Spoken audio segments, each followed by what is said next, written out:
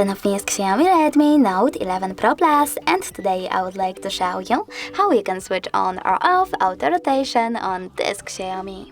Firstly, just access tab menu. Now you need to look for lock orientation icon, and when you find it, click on it. As you can see, now it's blue. That means that auto rotation is off, but you can always turn it back on by clicking on the same shortcut. If you wish to, you can go into settings as well, scroll down, tap on display, scroll down again and click on this switcher next to auto rotate screen.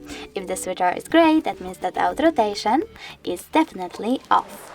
But you can always turn it back on by clicking on the same switcher.